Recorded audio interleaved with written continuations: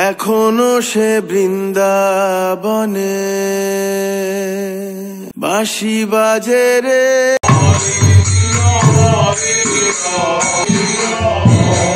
শ্রী চৈতন্য মহাপ্রভু যখন এখানে নাম সংকীর্তন করেছিলেন, তারপর থেকে এই জায়গায় কিন্তু 24 ঘন্টা 7 দিন নাম সংকীর্তন হয়ে থাকে। আর এটা বিভিন্ন, আমরা সবাই হনুমানজির মূর্তিটা অন্যভাবে দেখে অভ্যস্ত, কিন্তু এখানে দেখো একদিকে আছে রাম, একদিকে আছে লক্ষ্মণ। কেমন আছো সবাই? আশা করছি সবাই ভালো আছো। আর সত্যি মায়েরির আরও একটা নতুন ব্লগ নিয়ে আমরা চলে এসেছি। আজকে যাচ্ছি আমরা বারুইপুরের মহাপ্রভুতলাতে। শ্রী চৈতন্য মহাপ্রভু নীলাচলের উদ্দেশ্যে যখন রওনা দিয়েছিলেন, তখন এই বারুইপুরের আদিগঙ্গা হয়ে নীলাচল যাচ্ছিলেন। নীলাচল মানে পুরী। পুরী যাওয়ার সময় এক রাত্রি বিশ্রাম নিয়েছিলেন এই মহাপ্রভুতলাতে। তখন জায়গাটার নাম ছিল আটিসারা গ্রাম। সেই জায়গাতে মহাপ্রভু এসেছিলেন বলে এখন নাম মহাপ্রভুতলা। তো চলো ব্লগটা শুরু করা যাক। আজকে আমরা যাচ্ছি, আর বৃষ্টিও শুরু হয়েছে, তো চলো যাওয়া যাক। যারা বারুইপুর স্টেশন থেকে আসবে তারা অটো করে এইখানটায় নামবে। এই বারুইপুর হাই স্কুলের তোরণ আছে, আর এখানে কেকের দোকান আছে, আর এখানে জবা মিষ্টির দোকান আছে। আর এই রাস্তা ধরে ভিতরে প্রবেশ করতে হবে। তো চলো আমরা এই রাস্তা ধরে ভিতরে যাব। আমরা মেন রাস্তা দিয়ে এই রাস্তায় 2 মিনিট হেঁটে এসেছি। এই দেখো এখানে লেখা আছে জয়নিতাই মহাপ্রভুতলা। তো এইখান থেকে আমরা এবার ভিতরে যাব। আমরা চলে এসেছি মহাপ্রভুতলাতে, আর এটা হলো মেন গেট। শ্রী চৈতন্য মহাপ্রভুর একটা মূর্তি রয়েছে এখানে, আর তার সাথে রয়েছে বিভিন্ন রকমের পশুর মূর্তি।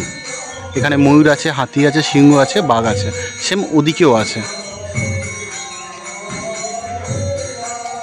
এটা হলো বাইরেটা।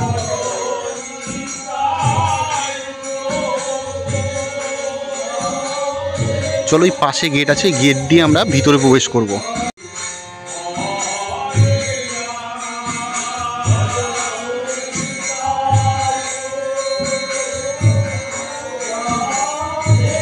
এখানে যে পেন্টিংটা করা রয়েছে দেখো কি অপূর্ব।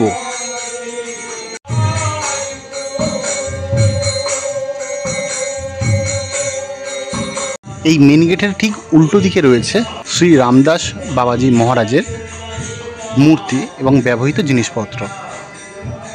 আমরা এখন ঘরে প্রবেশ করছি, আর সামনেই রয়েছে রামদাস বাবাজির মূর্তি। 1876 সালে ফরিদপুর জেলার কামারপুকুরে জন্মগ্রহণ করেন রামদাস বাবাজি।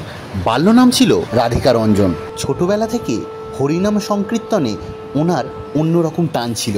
রামদাস বাবাজি তার জীবনের মূল ব্রত হিসাবে নাম প্রচারকে বেছে নিয়েছিলেন। বরাহনগর পাটবাড়ির সংস্কার ও উন্নতি সাধন করেছিলেন এই রামদাস বাবাজি। 1953 সালে তিনি এই স্থানে শেষ নিঃশ্বাস ত্যাগ করেন। এই মেন গেটের পাশেই ছোট গেট দিয়ে আমরা ভিতরে প্রবেশ করব।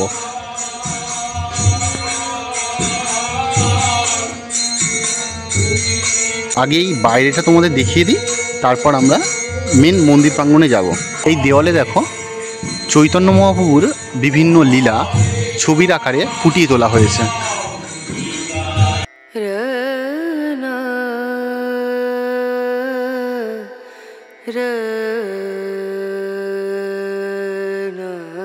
আর এখানে রয়েছে হর পার্বতীর একটি মূর্তি করার। নিচে আছে শিবলিঙ্গ, এখানে আছে দেবাদিদেব মহাদেব, আর এদিকে আছে মাতা পার্বতী। এইদিকে আছে মূল মন্দির, আর মন্দিরের দেওয়ালে দেখো এগুলো মূর্তি করা রয়েছে।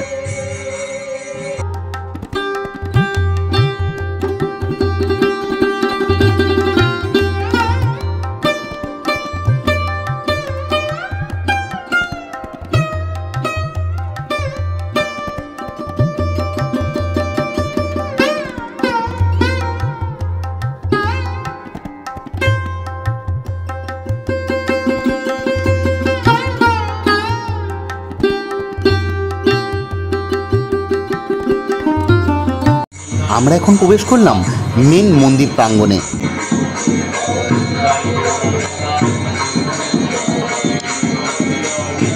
শ্রী চৈতন্য মহাপ্রভু যখন এখানে নাম সংকীর্তন করেছিলেন, তারপর থেকে এই জায়গায় কিন্তু 24 ঘন্টা 7 দিন নাম সংকীর্তন হয়ে থাকে। আর এটা বিভিন্ন ভাগে হয়ে থাকে, বিভিন্ন দল আছে, কিছু গ্রুপ ফোন করছে, এরপরে অন্য একটা গ্রুপ আসবে। এখানেও দেওয়ালে বেশ সুন্দর সুন্দর মূর্তি করা রয়েছে।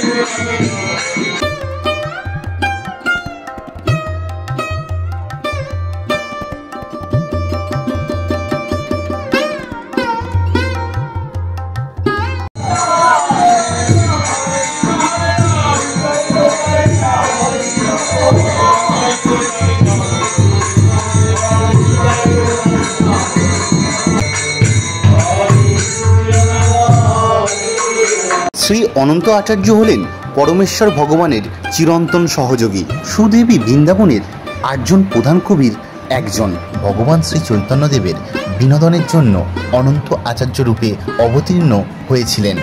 আজ থেকে প্রায় 500 বছর পূর্বে 916 বঙ্গাব্দে শ্রী চৈতন্যদেব যখন পুরীর উদ্দেশ্যে রওনা দিয়েছিলেন, এই বারুইপুরের বুক দিয়ে বয়ে যাওয়া আদিগঙ্গা দিয়ে যাচ্ছিলেন, তখন অনন্ত আচার্যের বাসভবনে তিনি এসে রাত্রি যাপন করেন।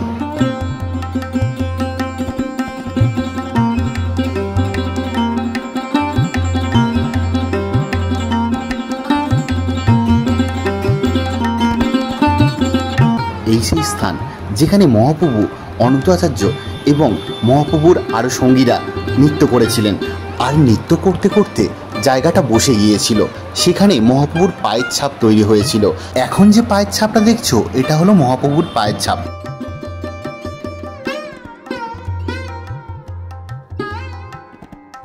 এখন আমরা চলে এসেছি মেন মন্দিরের গর্ভগৃহের সামনে।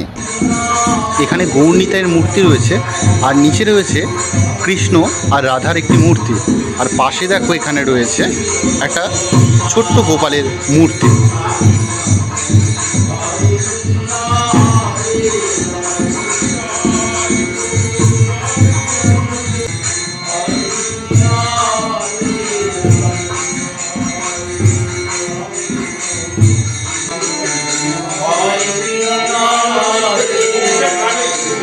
এখন আমরা এবার এই সিঁড়িটা দিয়ে ওপরে উঠবো। ওপরে আছে হনুমান মন্দির আর জগন্নাথ দেবের মন্দির। তো চলো এই সিঁড়ি দিয়ে আমরা ওপরে উঠি। আমরা সিঁড়ি দিয়ে এই একতলাতে উঠলাম। এই ছাদ দিয়ে নিচটা কিন্তু আরও অপূর্ব লাগছে। এখানে রয়েছে জগন্নাথ দেব, সুভদ্রা ও বলরাম দেবের মূর্তি।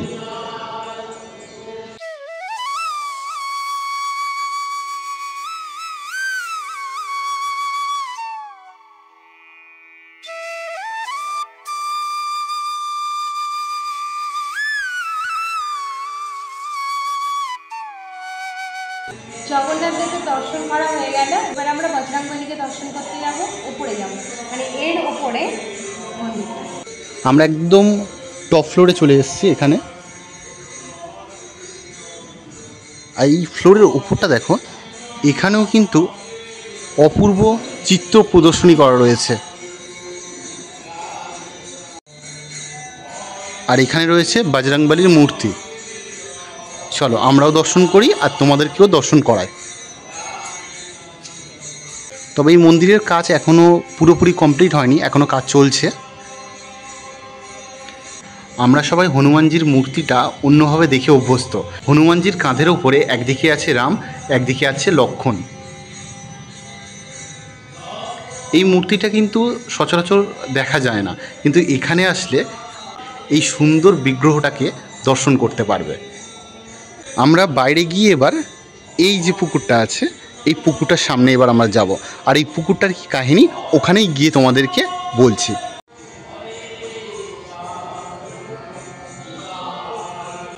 এই মন্দিরের চূড়াটা কিন্তু বেশ উঁচু, আর দেখো এটা পুরোপুরি কিন্তু বাইরেটা শ্বেত পাথর দিয়ে নির্মিত।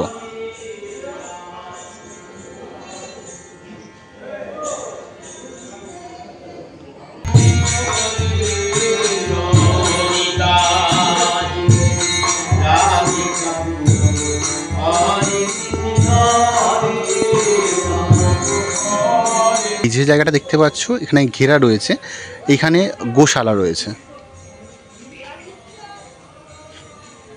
সকালের দিকে গরুগুলোকে এখানে রাখা হয়। এই ঘাটটার নাম হলো কটকি ঘাট। এখান থেকে শ্রী চৈতন্যদেব কটকের উদ্দেশ্যে রওনা দিয়েছিলেন। 1916 বঙ্গাব্দে এই ঘাটে অনন্ত আচার্যের সাথে শ্রী চৈতন্য মহাপ্রভুর মহামিলন ঘটে, আর বর্তমানে এটা পুকুরে পরিণত হয়েছে। কিন্তু আগে এই ঘাটটা ছিল আদি গঙ্গার সাথে কানেক্টেড। সময়ের সাথে সাথে নদী তার গতিপথকে পরিবর্তন করে অন্য জায়গা দিয়ে বয়ে যাচ্ছে, আর বর্তমানে এই জায়গায় পুকুরে পরিণত হয়েছে। তবে আরেকটু দূরে গেলে আদিগঙ্গাটা দেখা যাবে, একটু পরে সেখানেও তোমাদেরকে নিয়ে যাব। নদীর ঘাটের পাশে এই তুলসী মঞ্চটা আছে, এখানে এই ইতিহাসটা লেখা রয়েছে। কটকি ঘাটের পাশে একটি নৌকার উপরে শ্রী চৈতন্যদেব নিত্যানন্দ মহাপ্রভু, অদ্বৈত আচার্য ও গৌরনিতাইয়ের একটি করে মূর্তি করা রয়েছে। শ্রী চৈতন্য মহাপ্রভুর পায়ের ধারে বসে সেবা করছেন শ্রী অনন্ত আচার্য মহাশয়। কটকিঘাটের ঠিক উল্টো দিকে রয়েছে এই গুপ্ত বৃন্দাবন। এটা হলো মেন গেট, তবে এখনো পর্যন্ত কাজ সম্পূর্ণ হয়নি, নির্মাণ কাজ চলছে। তো চলো ভিতর দিকে ঢোকা যাক।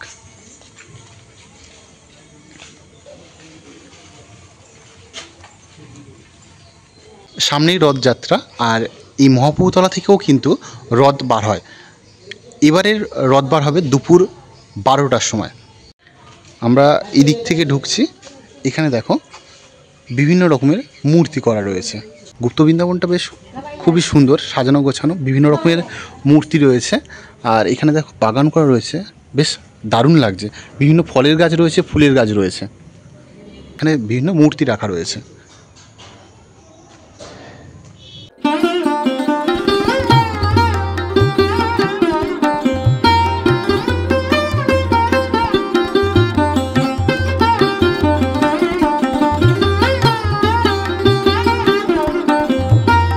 মলি, এই গুপ্ত বৃন্দাবনটা দেখছি, আর আমাদের সেই পুরীতে গিয়ে গুপ্ত বৃন্দাবনটা দেখেছিলাম, সেই গুপ্ত বৃন্দাবনের কথাটা মনে পড়ে যাচ্ছে। তো এটাও কিন্তু অপূর্ব, বাড়ির কাছে এত সুন্দর। আমরা এসেছি কিন্তু তখন এই কোনোদিন আমাদের দেখানো হয়নি তোমাদেরকে, কারণ আমরা ভিডিও করিনি কোনোদিন, মানে এই প্রথম ভিডিও করে তোমাদের দেখাচ্ছি। আমরা এসেছি অনেকবার, তো এইবারে মানে মন্দিরেও ঢুকে মায়াপুরের কথা মনে পড়লো। মায়াপুরের মন্দির প্রাঙ্গণটাও খুব সুন্দর। আর কিন্তু এই গুপ্ত বৃন্দাবনে আগে আসিনি, মন্দিরে এসেছিলাম। বৃন্দাবনে আগে আসিনি, মন্দিরে এসেছি অনেকবার, বাট এখানে আসিনি, এখানে প্রথম এলাম। এটা দেখে কিন্তু বেশ ভালো লাগছে। তবে এখনো পর্যন্ত পুরোপুরি কাজ কমপ্লিট হয়নি, কাজ চলছে। শ্রীকৃষ্ণের বিভিন্ন রকম লীলা ফুটিয়ে তোলা হয়েছে এই বিগ্রহগুলোর মাধ্যমে।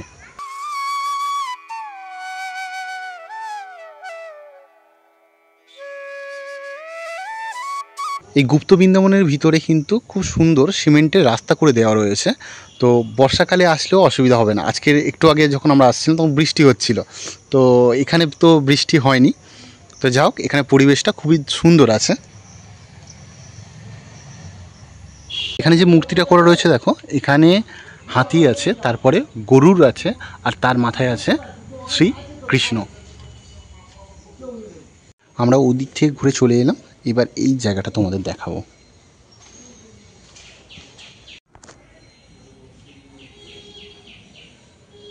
এটা হলো রাধা গোবিন্দ ও অষ্টসখী মন্দির।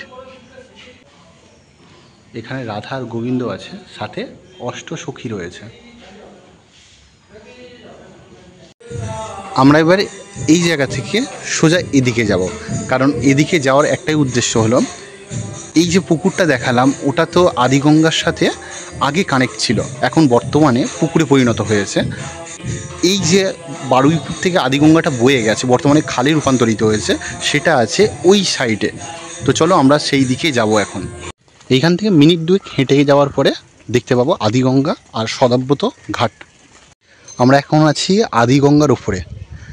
শ্রী চৈতন্য মহাপ্রভু এই রাস্তা দিয়ে, মানে এই গঙ্গার উপর দিয়ে, বর্তমানে দেখতে পাচ্ছ খাল হয়ে গেছে, তবে এটা আদিগঙ্গা নামে বারুইপুরে প্রচলিত। এখনও এই জায়গার জল নিয়ে পুজোতে ব্যবহার করা হয়। এই সদাব্রত ঘাটটা দেখতে পাচ্ছ, এখানে বিভিন্ন রকম অনুষ্ঠান হয়ে থাকে মহালয়ার দিনে সকালবেলা, যেটা তর্পণ হয় বাবুঘাট বা আদার্স গঙ্গার ঘাটে। এখানেও কিন্তু সেরকম মহালয়ার দিন অনেক বড় মেলা বসে। এছাড়া আরও অনুষ্ঠান এখানে হয়ে থাকে। প্লাস বারুইপুর অঞ্চলের সমস্ত দুর্গাপুজোর বিসর্জন কিন্তু এই ঘাটে হয়ে থাকে। আমরা এই ব্রিজের ওপরে আছি, আর এই দিক থেকে মহাপ্রভু এসেছিলেন, আর এই দিক ধরে সোজা গেলে বঙ্গোপসাগর। এই দেখো, এটা নামখানা থেকে আসছে, বারুইপুরের দিকে যাচ্ছে। এখানে মন্দিরও আছে একটা, এদিকে একটা শিব ঠাকুরের মন্দির রয়েছে, দেখো কত মূর্তি করা রয়েছে। আর এদিকে বড় বড় মূর্তি আছে, আরও অনেক দেবদেবীর মূর্তি এখানে রয়েছে। তোমরা এখানে কিভাবে আসবে? শিয়ালদা থেকে বারুইপুর আসতে হবে। বারুইপুর আসার জন্য প্রচুর ট্রেন আছে, নামখানা আছে, লক্ষ্মী আছে, ডায়মন্ড আছে, বারুইপুর লোকাল আছে। এসে বারুইপুর স্টেশনে নামতে হবে। বারুইপুর স্টেশন থেকে অটো অথবা টোটো ধরে নিয়ে চলে আসতে পারো মহাপ্রভুতলায়। ভাড়া পড়বে 10 টাকা। তারপর আসার সময় তো দেখালাম কোথায় নামতে হবে, বারুইপুর হাই স্কুলের যে তরুণ আছে ওখানে নামলে ওখান থেকে হেঁটে 2 মিনিট আগে দেখিয়েছি। এছাড়া নিয়ারেস্ট রেলওয়ে স্টেশন আছে শাসন রোড, সেটা লক্ষ্মীকান্তপুর অথবা নামখানার ট্রেন ধরে নামতে হবে শাসন রোড। বারুইপুর স্টেশনের ঠিক পরের স্টেশন হলো শাসন রোড। শাসন রোড থেকে হেঁটেও আসা যায় অথবা গাড়িতে আসা যায়, হেঁটেই আসলে বেটার হবে, কারণ ওখান থেকে 1 থেকে 1.5 কিলোমিটারের মধ্যে এই মহাবৌতলা। সামনে আছে কীর্তনখোলা মহাশ্মশান। যেহেতু শ্মশান তাই আমরা ওখানে গিয়ে আর ভিডিও করছি না। কীর্তনখোলা নাম হওয়ার কারণ হচ্ছে মহাপ্রভু এখানে কীর্তন করছিলেন, কীর্তন করতে করতে খোলটা ফেটে যায়, তো সেই থেকে জায়গাটার নাম হয়েছে কীর্তনখোলা। বারুইপুরের প্রচুর ইতিহাস, সবে একটুখানি কিছু তুলে ধরলাম তোমাদের সামনে, যেটুকু আমরা জানি সেটুকু শেয়ার করলাম তোমাদের সাথে। তো তোমরা পুরো ব্লগটা দেখলে কেমন লাগলো জানিও।